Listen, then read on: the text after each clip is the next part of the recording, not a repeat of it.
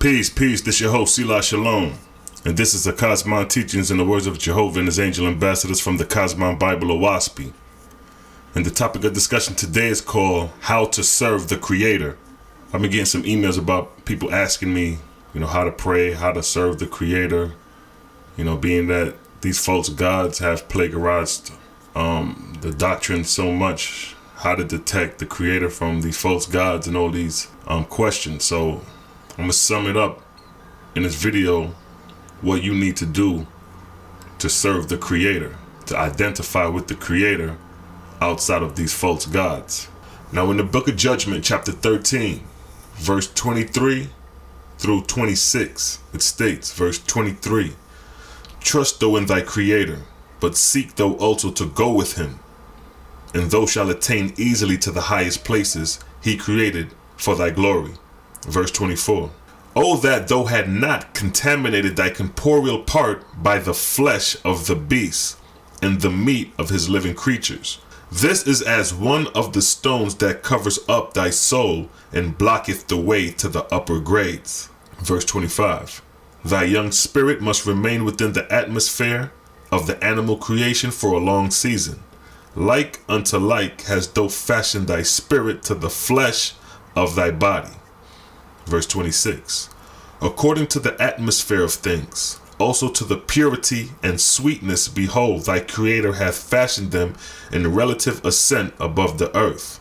That which is impure resteth on the earth, that which is pure is upward and high." So here the Creator states, in order to be one with the Creator is to keep the physical body clean. Why? So you can attain to the upper grades or higher heavens. This is why the focus should be what you eat and what you drink, so you don't corrupt your physical body, because you're preparing for your spiritual birth, which is the physical death. Now, Book of Judgment, chapter 13, verse 31 through 36, it states, verse 31, "O man, I have heard thee in thy fullness say, I must have my flesh food, I must have my wine, and beer, and tobacco, and opium." Verse 32, "I say unto thee, if thou hast not strength in this day, neither shalt thou have strength tomorrow. What strength shalt thou gain by the loss of thy corporeal body?" Verse 33, "Consider thy corporeal body as a ship, in which thy spirit is sailing across a wide sea of water. Better that thy spirit learn to acquire strength, while it hath a corporeal body to ride in. After death it floateth in the direction thou hast fashioned it. Neither hast thou power to go against the current." Verse 34, "Remember, O man, these are the lessons of thy Creator, which he give unto thee, to learn to master the elements of thy surroundings."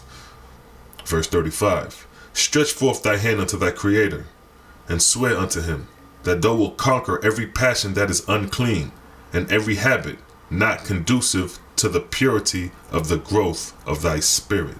Verse 36, "This is the beginning of thy resurrection, and thou shalt be thy own judge and master." So here the Creator is addressing to us mortals is that we must conquer our desires, behaviors, diet prior to our physical death. Because if we do not, we will be attracted after death to that which we desired when was alive on earth. If you were lustful, you will be met with the same counterparts in spirit. And that goes for all passions that has not been conquered. And in spirit, you will still have to conquer that which you fell short on earth. So the beginning of every mortal's resurrection starts with themselves first. Now in the book of Judgment, chapter 13, verse 42, 45, and 47, it states, verse 42, "Whoso desires resurrection, let him begin to resurrect himself." See that? Verse 45, "Such is the resurrection of the spirit of men. Wait not for a Savior to save thee, nor depend thou on words or prayers, nor hearken to good sermons, flattering thyself that thou hast done well, but begin to save thyself."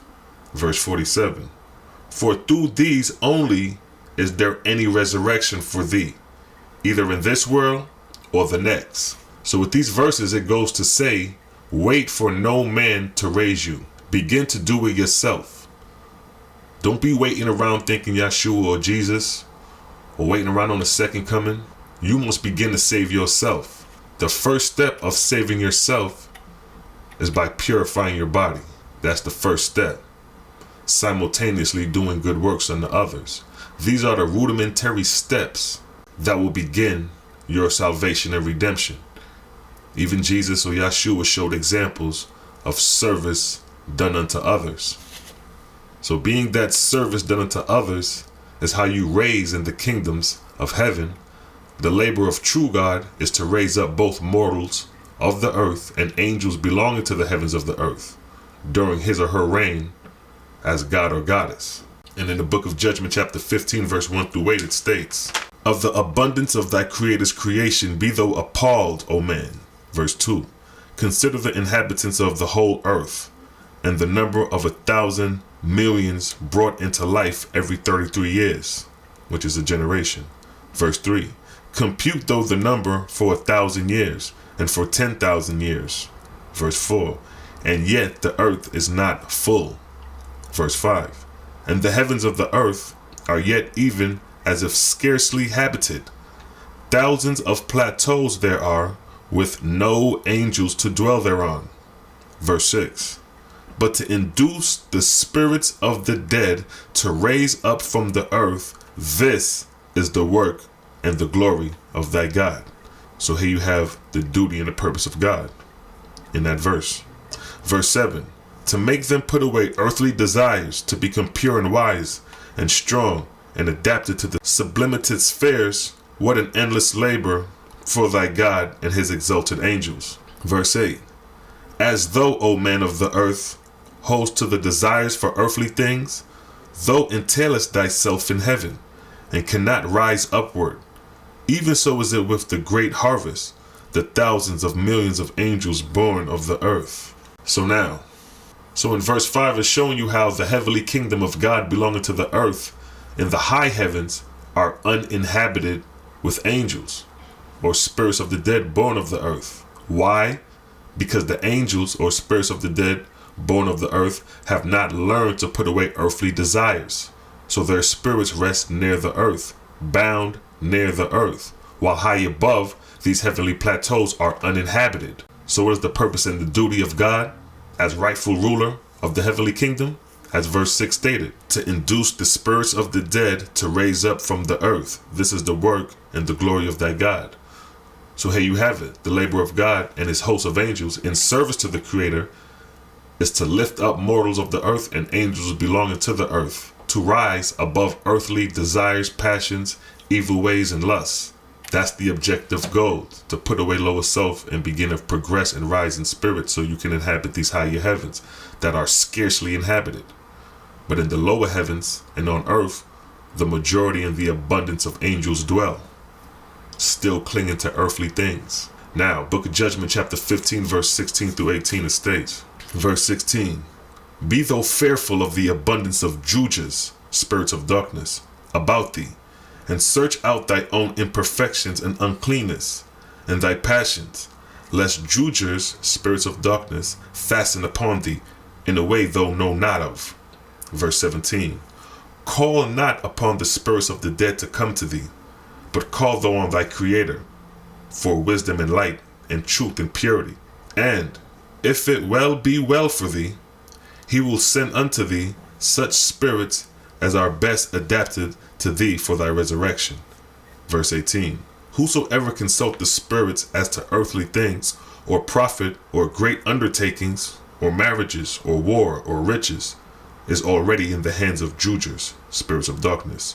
Woe be unto him or her in the hour of death."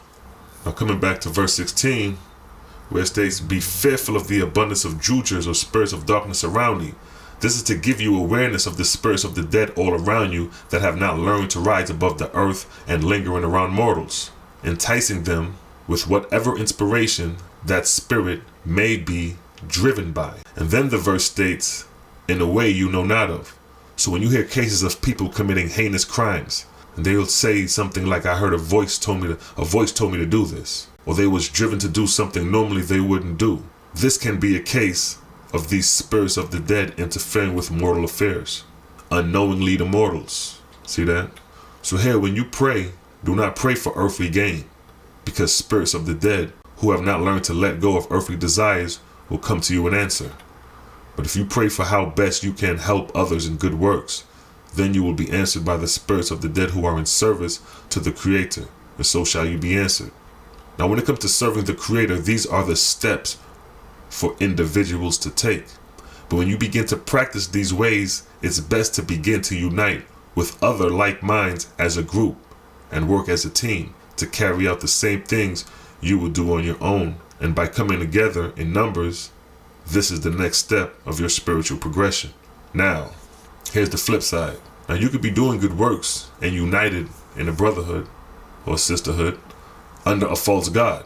You can do good works for your false god, and that good works may be to slander, to show anger, to show jealousy, to show favor. You can defend your God if he's a god of war. Now, in the eyes of the followers of these false gods, these are considered good works. To kill man, woman, and children for a piece of land, a piece of real estate, is righteous in the eyes of some of these false gods. I just wanted to make that clear to show the difference between the Creator's service and good works in comparison to the service of these false gods doing good works under false pretense, but are really doing the works of Satan. When the Israelites was commanded to kill off man, woman, and children for the land of Canaanite, it was righteous in the eyes of those who was following that God.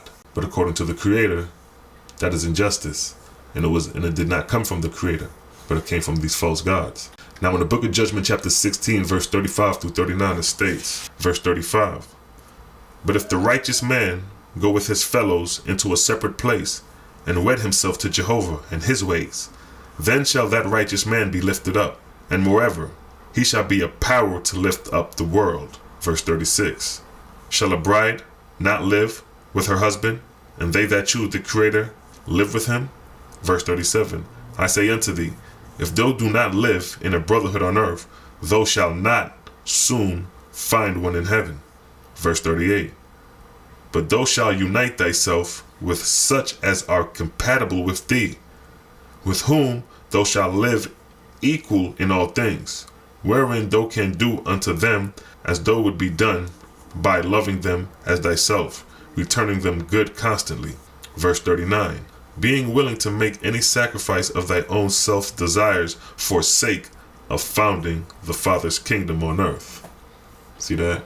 So here, this is the next step to serve the Creator, to unite with like minds in doing service unto others. That's beginning the second resurrection on earth or in the spirit world or after death. Now, in the book of Judgment, chapter 16, verse 42 through 46, it states, verse 42, "In which shall thou consider that it is for the resurrection of others, and not for thyself, that thou art chosen of Jehovah."